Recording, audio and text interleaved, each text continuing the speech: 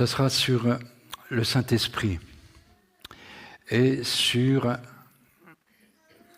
tout ce que le Saint-Esprit veut nous apporter, sur les dons spirituels, sur le parler en langue. Alors on peut faire une étude sur le Saint-Esprit, mais si ça reste au niveau de l'étude, on a tout raté. On a tout raté. Dans un chant, tout à l'heure, on a chanté « Et nous vivons des dons du Saint-Esprit ». C'est bien de le chanter, mais c'est bien de le vivre. C'est bien de le vivre. Vivre les dons du Saint-Esprit. Et je crois que c'est important qu'on puisse être sensible à l'Esprit. Je crois que c'est une illusion de croire qu'on peut vivre la vie chrétienne sans le Saint-Esprit. C'est impossible. C'est impossible. C'est vrai qu'on a chanté aussi qu'on vénère un Dieu 3 fois saint. 3 fois saint, qu'est-ce que ça veut dire, 3 fois saint? Ça laisse perplexe. Il y a beaucoup de noms de Dieu dans toute la Bible qui se réfèrent à un aspect de sa personnalité. Mais pour ne pas trop rentrer dans ces choses-là, il y aurait tellement de richesses à développer. Dieu se présente en tant que Père, Fils et Saint-Esprit. Et il nous a dit, allez dans le monde entier, faites des disciples et baptisez-les au nom du Père, du Fils et du Saint-Esprit. Donc en bref, vraiment en bref, comme Dieu, comme Père, il a conçu une pensée. Il a conçu en tant que Père un dessein éternel. Un dessein éternel. Et à un moment donné, dans la parole de Dieu, par le prophète Ésaïe, Dieu qui a conçu ce plan éternel de toute éternité, Dieu dit, qui enverrai-je ?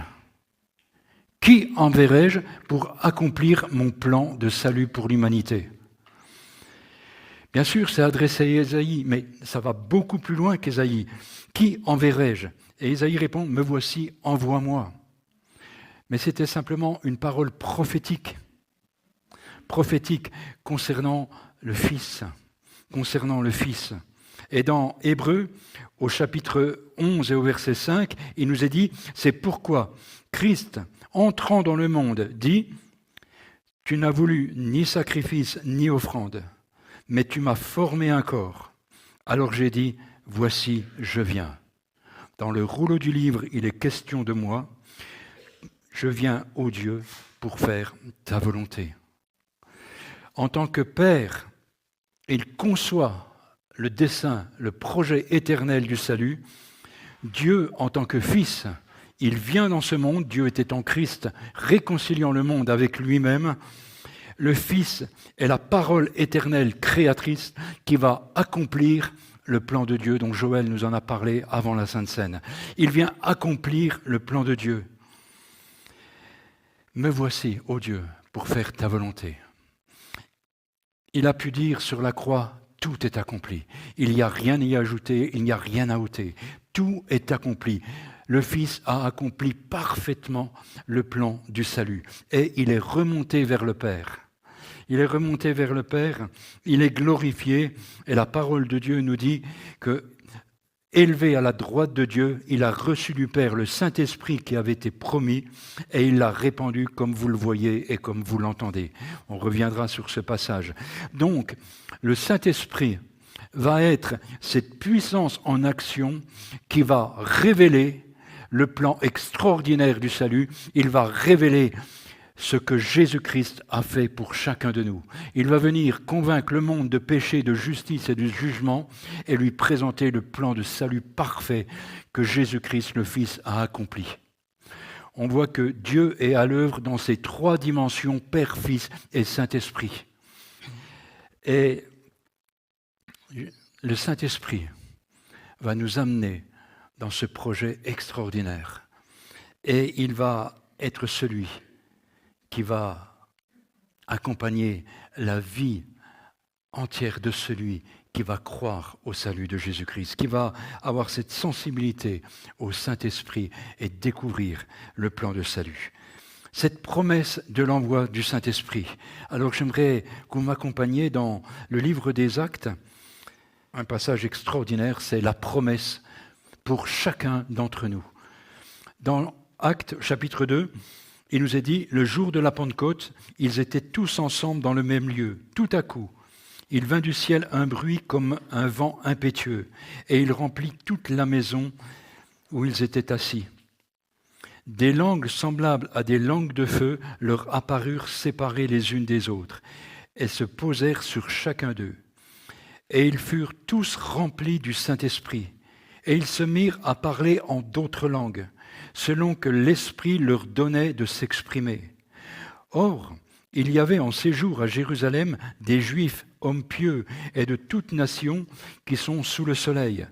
Au bruit qui eut lieu, la multitude accourut. On compte qu'il y avait environ, à la fête de Pâques, environ 3 millions de personnes à Jérusalem. Ils venaient de partout. Ils étaient tous dans l'étonnement et dans la surprise. Et ils se disaient les uns aux autres, « Voici, ces hommes qui parlent, ne sont-ils pas tous galiléens ? Et comment les entendons-nous dans notre propre langue ?» Et vous voyez, ça insiste. « Comment les entendons-nous parler dans notre propre langue à chacun, dans nos langues maternelles ?» Parses, Mèdes, Élamites, ceux qui habitaient la Mésopotamie, la Judée, la Cappadoce, le Pont, l'Asie, la Phrygie, la Pamphylie, l'Égypte, le territoire de la Libye, voisine de Cyrène, et ceux qui sont venus de Rome, juifs, prosélytes, crétois et arabes, comment les entendons-nous parler dans nos propres langues des merveilles de Dieu ?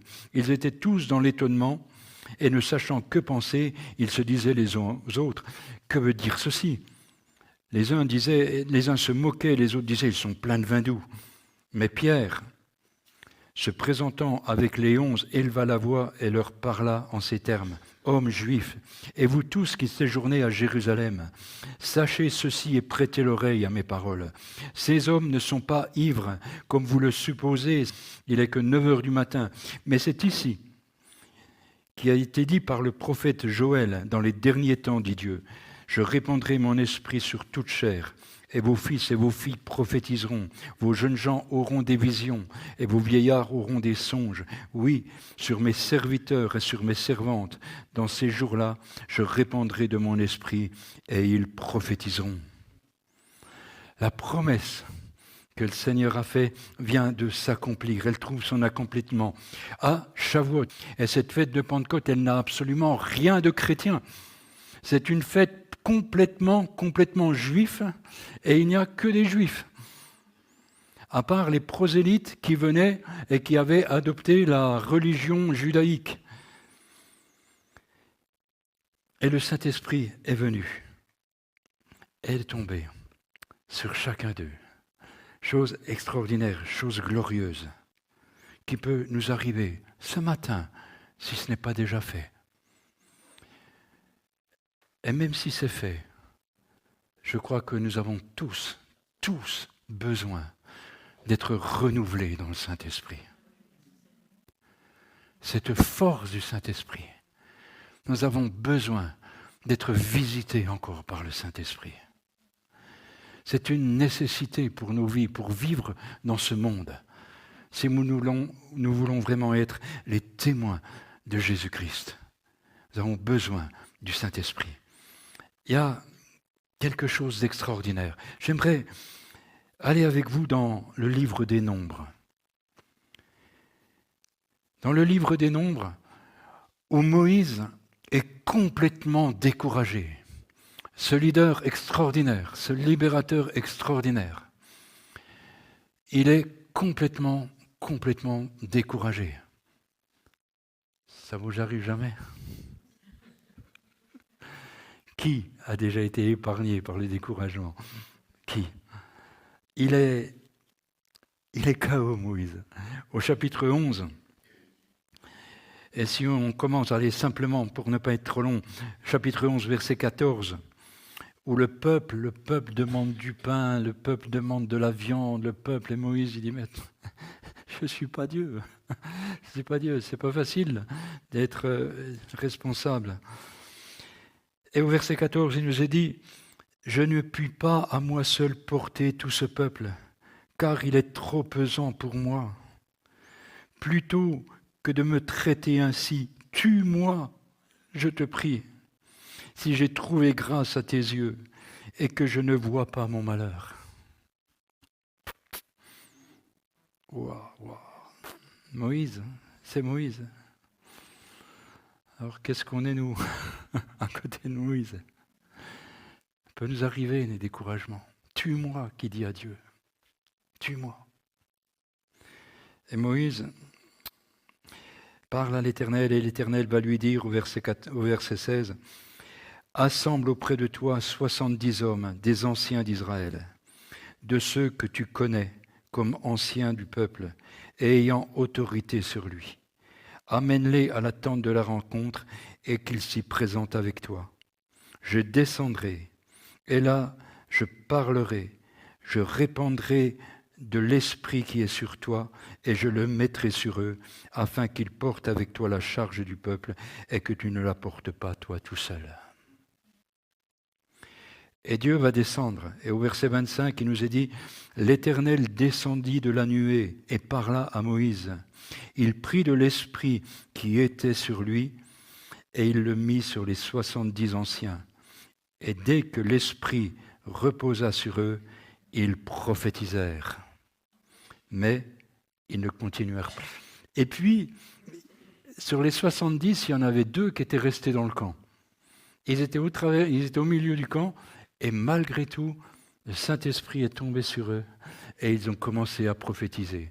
Et il y a un jeune garçon qui a vu ça et dit « Waouh, il faut que je le dise à Josué. » Il a dit à Josué « Tu te rends compte, il y en a 2 qui prophétisent dans le camp. Oh, il faut que je le dise à Moïse. » Et puis donc ils vont le dire à Moïse, verset 28. « Et Josué, fils de Nun, serviteur de Moïse, depuis sa jeunesse, prit la parole et dit « Moïse, mon serviteur, empêche-les !» Moïse lui répondit « Es-tu jaloux ? Es-tu jaloux pour moi ? Puisse tout le peuple de l'Éternel être composé de prophètes et veuille l'Éternel mettre son esprit sur eux. » C'est les mêmes paroles. C'est les mêmes paroles que dans les Actes. Quand Paul dira « Mais que je désire que vous parliez tous en langue, mais encore plus que vous prophétisiez tous. » Un peuple de Dieu qui prophétise. Vous voyez, c'est pas nouveau. C'est pas nouveau. C'est pas quelque chose de bizarre. C'est prévu par Dieu de toute éternité. Et dans la nouvelle alliance, ça prend encore une autre dimension. Parce qu'il est question de prophétie, mais il y a un don spirituel qu'ils n'ont jamais exercé. Et le Seigneur n'a jamais exercé, c'est le parler en langue. C'est le privilège de l'Église. Privilège de l'Église. On y reviendra. Shavuot. Qu'est-ce que Shavuot ? Shavuot, c'est 50 jours depuis Pâques, 50 jours jusqu'à la Pentecôte. Et pour le peuple juif, les 50 jours, ils étaient au mont Sinaï, et c'est à ce moment-là qu'ils ont reçu la parole de Dieu. Shavuot, c'est le don de la Torah. Ils reçoivent ce 50e jour la Torah. Et Pentecôte, ça va être le don du Saint-Esprit. Parole et Saint-Esprit vont ensemble. À la Pentecôte, le Saint-Esprit va venir vivifier la parole de Dieu. Ça ne sera pas une lettre morte, ça sera une lettre qui apporte la vie, ça sera une lettre vivifiante. Et quand ils ont reçu la Torah, il y a eu une révolte, ils ont fait le veau d'or. La conséquence, ça a été, et les termes sont précis, environ 3000 morts. Le Saint-Esprit est venu à la Pentecôte, 3000 se sont convertis. C'est une parole de vie, c'est un esprit de vie qui veut remplir, animer nos vies. Animer nos vies. Ah, Pentecôte, c'est le don du Saint-Esprit qui s'allie à la Torah, qui s'allie à la parole de Dieu. On continue notre lecture dans Actes. Actes à partir du Acte 2, 22. Pierre qui va évangéliser, homme israélite, écoutez ces paroles. Jésus de Nazareth, cet homme à qui Dieu a rendu témoignage devant vous par des miracles, des prodiges et des signes qu'il a opérés, par lui au milieu de vous, comme vous le voyez vous-même, cet homme livré selon le dessein arrêté du Père. selon la prescience de Dieu, vous l'avez crucifié, vous l'avez fait mourir par la main des impies. Dieu l'a ressuscité et il l'a délivré des liens de la mort parce qu'il n'était pas possible qu'il soit retenu par elle. Et au verset 33, « Élevé par la droite de Dieu, il a reçu du Père le Saint-Esprit qui avait été promis et il l'a répandu comme vous le voyez et l'entendez. Car David n'est pas monté au ciel, mais il a dit lui-même, le Seigneur a dit à mon Seigneur, assieds-toi à ma droite jusqu'à ce que je fasse de tes ennemis ton marchepied. Que toute la maison d'Israël sache donc avec certitude que Dieu a fait Seigneur et Christ ce Jésus que vous avez crucifié. Comme Jésus est glorifié, nous pouvons recevoir le Saint-Esprit. Il est répandu. Après avoir entendu ce discours, ils eurent le cœur vivement touché, et il dirent à Pierre et aux autres apôtres, « Hommes, frères, que devons-nous faire ?» Pierre leur répondit, « Repentez-vous et que chacun de vous soit baptisé au nom de Jésus-Christ à cause du pardon des péchés, et vous recevrez le don du Saint-Esprit. Cette promesse est pour vous, pour vos enfants, et pour tous ceux qui sont au loin, en aussi grand nombre que le Seigneur les appellera. » Et par plusieurs autres paroles, il les conjurait et les exhortait en disant « Sauvez-vous de cette génération perverse ». Pierre, rempli du Saint-Esprit, il va annoncer le salut qu'il y a en Jésus-Christ. Et il va prêcher Jésus. Pourtant, il y avait des questions. Et ces questions de tous ces Juifs qui étaient à Jérusalem pour la Pâque, c'est « Mais qu'est-ce qui est en train de se passer ? C'est quoi ce vent ? C'est quoi ces hommes qui sont galiléens et qui parlent dans nos propres langues ? Qu'est-ce que ça veut dire ? Ils sont pleins de vin doux, explique-nous. » Pierre ne donne aucune explication. Aucune explication. Il sort, il prêche l'Évangile. Il prêche l'Évangile.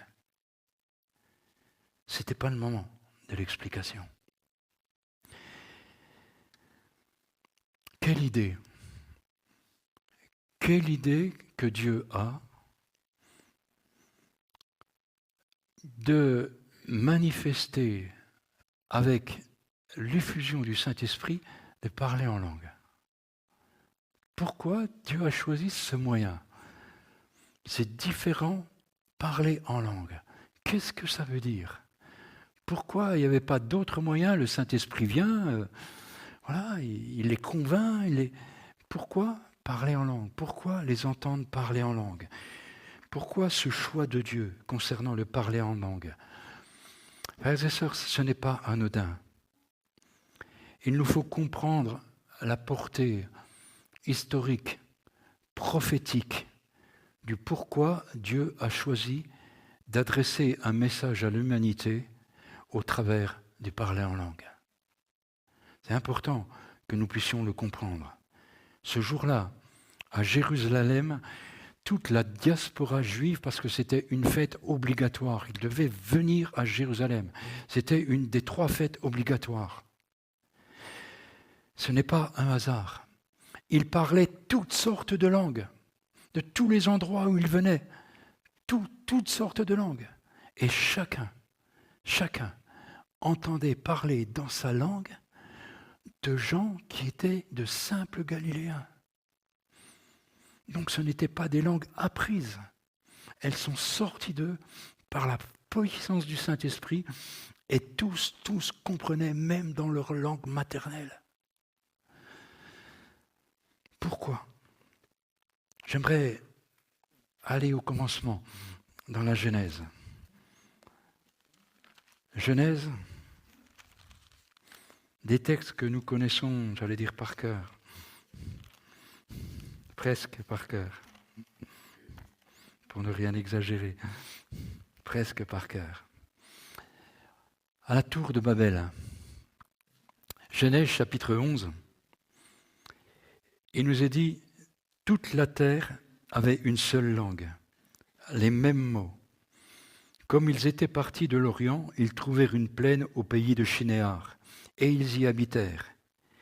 Ils se dirent les uns aux autres, « Allons, faisons des briques, cuisons-les au four, et les briques leur serviront de pierre, de bitume, et le bitume leur servir de ciment. » Ils dirent encore, « Allons, bâtissons une ville, une tour dont le sommet touche le ciel, et faisons-nous un nom, afin que nous ne soyons pas dispersés sur la face de la terre. » Un projet extraordinaire.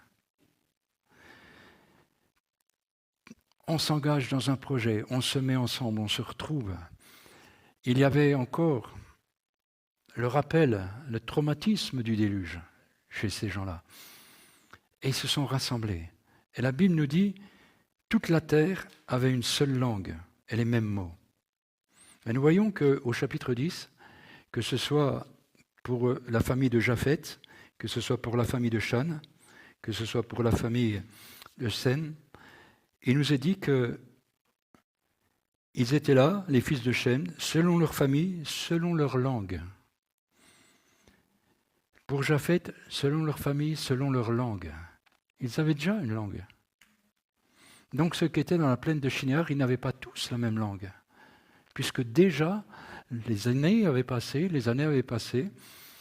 et ils parlaient des langues différentes. Pourtant, la Bible nous dit toute la terre avait une même langue. Est-ce qu'il y a une erreur? En réalité, dans le texte hébraïque, il n'est pas parlé de langue au chapitre 11. Il nous est dit la terre avait une même lèvre. Une même lèvre. C'est-à-dire qu'ils s'étaient regroupés, ils avaient des langues différentes, mais malgré tout, les langues différentes, ils avaient réussi à se comprendre pour avoir un projet commun. Et ils s'étaient engagés dans ce projet commun. Et ils avaient les mêmes mots pour pouvoir construire ce projet commun. Un projet commun où ils se sont dit « faisons des briques, faisons du bitume, faisons une tour, faisons une ville, faisons, mais sans Dieu. » Mais sans Dieu. Lui, on va l'écarter. On va faire un projet commun. On ne parle pas tous la même langue, mais on a les mêmes lèvres. On se comprend dans le projet qu'on veut faire. Et on va pouvoir se regrouper et bâtir ensemble. Et ce n'est pas un projet de bénédiction, frères et sœurs. Ce n'est pas un projet de bénédiction. C'est un projet qui va se faire sans Dieu. Et Dieu voit ce qui se passe. Dieu regarde, Dieu observe, Dieu entend la parole des hommes. Construire sans Dieu.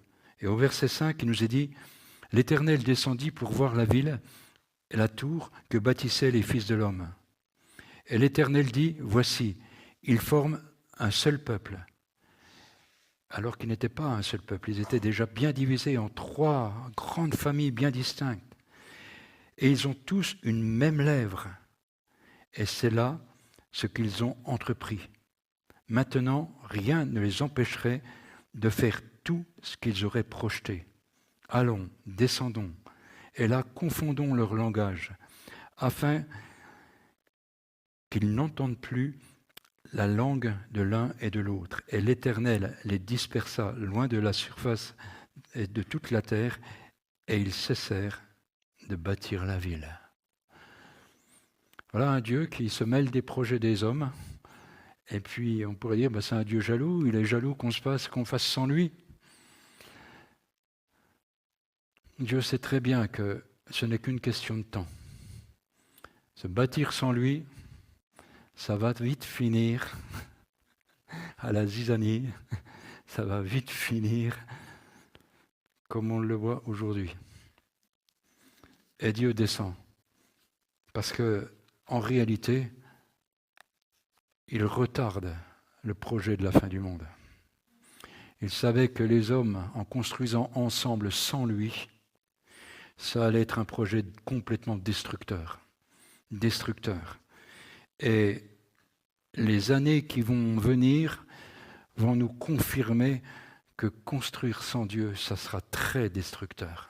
Très, très destructeur. Et Dieu dit non, non, non. Je vais descendre. Je vais les éparpiller, retarder l'échéance. Retarder l'échéance. Et l'histoire du monde va se dérouler. Frères et sœurs, l'histoire de Babel, c'est l'histoire que nous vivons aujourd'hui. Nous la vivons aujourd'hui. L'unité européenne se construit sur la même idée que Babel. Exactement la même idée. C'est un projet destructeur. Se mettre ensemble pour construire, mais sans Dieu. Et notre Europe est en train de se construire sans Dieu. On voit le résultat. 27 nations, chacun selon sa langue. On ne se comprend pas. Et pourtant, l'Europe parle la même lèvre. Ils sont 27 à ne pas se comprendre, mais ils ont des lèvres communes, un projet commun. Les bâtiments de Strasbourg sont construits sur le modèle du tableau de Bruegel, de la tour de Babel. Le projet international, avoir une même pensée, la même idéologie, la même religion pour tous. Voilà, c'est le projet. Sans Dieu. Dieu dit non. À Babel, il y avait le premier dictateur mondial, Nimrod, qui veut dire rebelle, contre Dieu. L'Antichrist va bientôt venir. Va bientôt venir. Un projet sans Dieu. Alors, vous allez me dire, oui, mais tu t'éloignes, l'adhésion spirituelle, tu t'éloignes.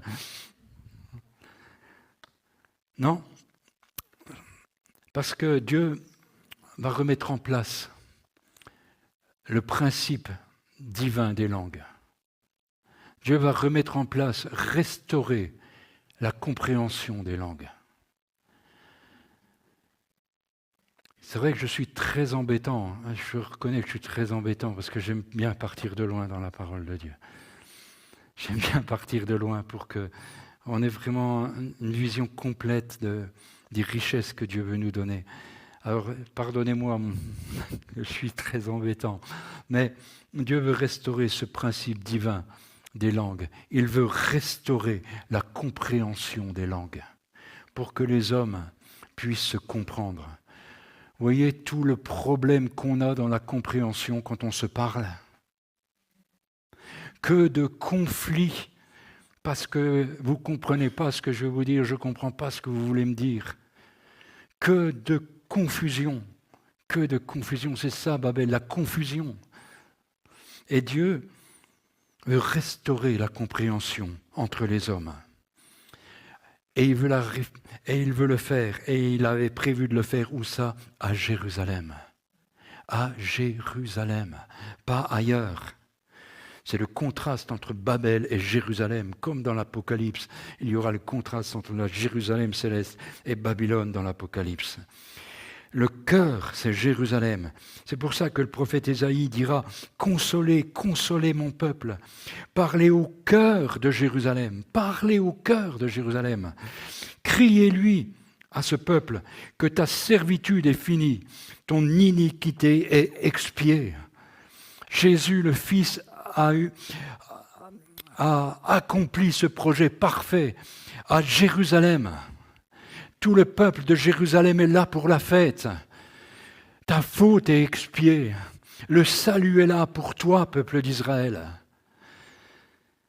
Au cœur de Jérusalem, parle au cœur de Jérusalem. Jérusalem, la cité de la paix, la cité de l'unité. Alors je vais vous donner un langage qui va refléter la paix, qui va refléter l'unité entre vous.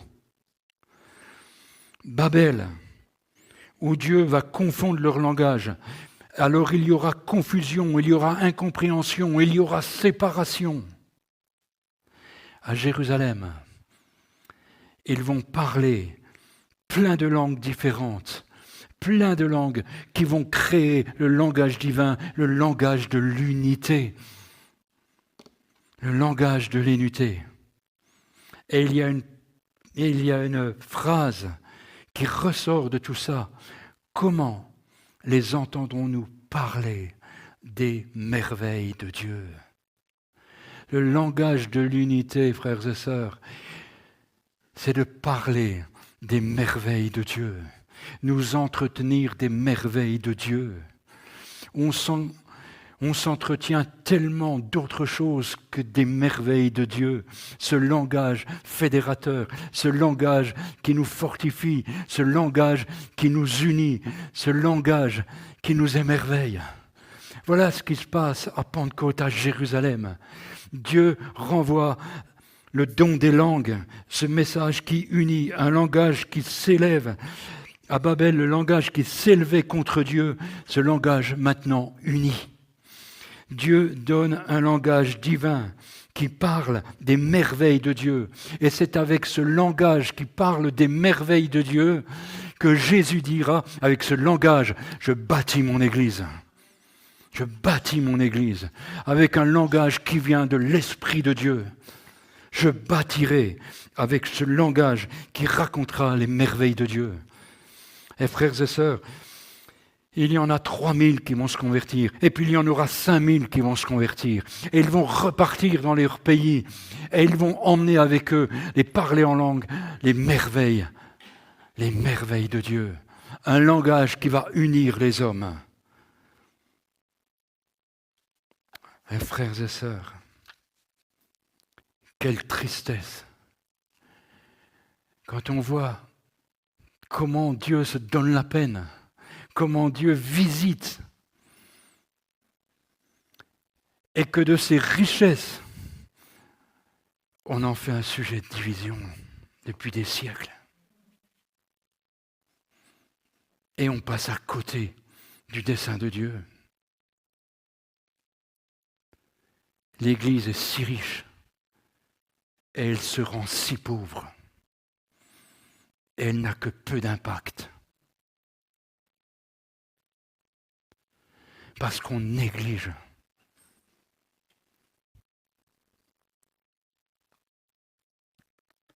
les paroles des merveilles de Dieu.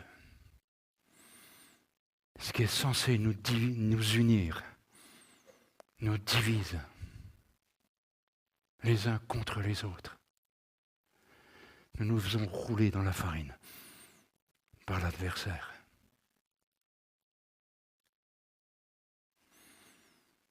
Mais Dieu est bon.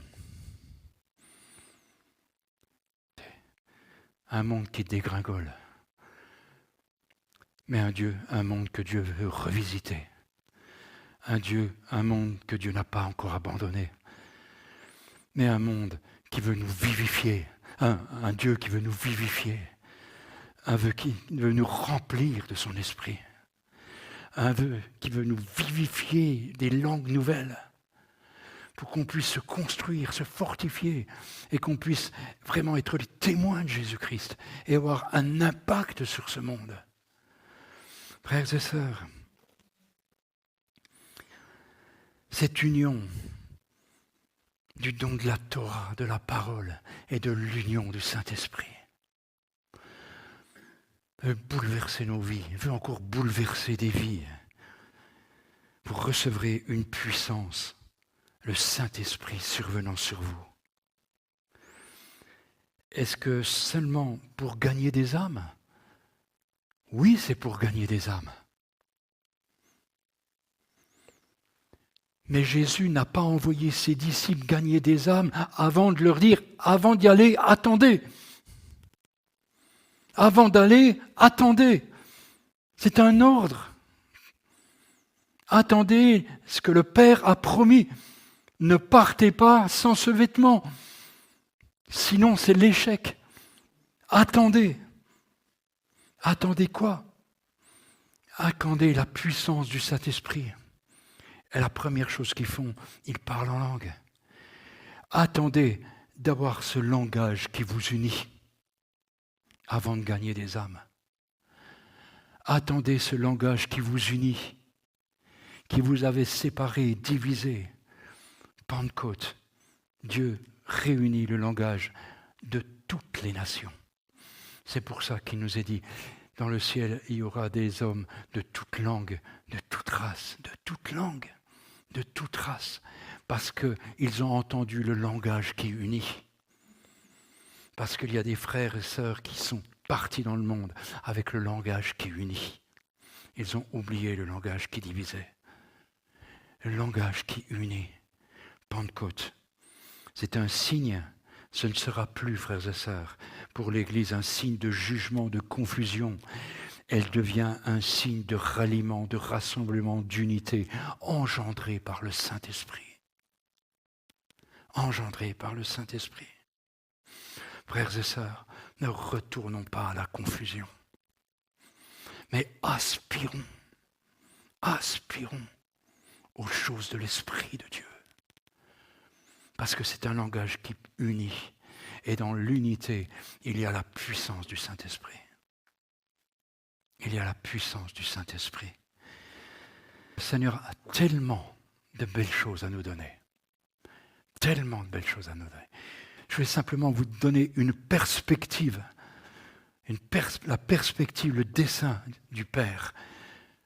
L'accomplissement par le Fils et le Saint-Esprit qui conduit. Ça part de loin. On a brossé un long passage, mais pour la prochaine fois, frères et sœurs, en attendant, aspirons, frères et sœurs. Peut-être qu'il faut se remettre en question, peut-être, mais c'est salutaire. Aspirons, prions dans nos chambres, dans notre endroit, dans notre lieu secret. Prions. Et que la prochaine fois, le Saint-Esprit vraiment nous visite, qu'on réalise la richesse qu'il veut pour chacun d'entre nous. Chacun, tous. Déjà Moïse, je ne suis pas jaloux, mais que tous puissent prophétiser. Et l'apôtre Paul nous va, je désire que vous parliez tous en langue, mais encore plus que vous prophétisiez. C'est pour chacun. Personne n'est exclu. Mais est-ce que nous avons soif ?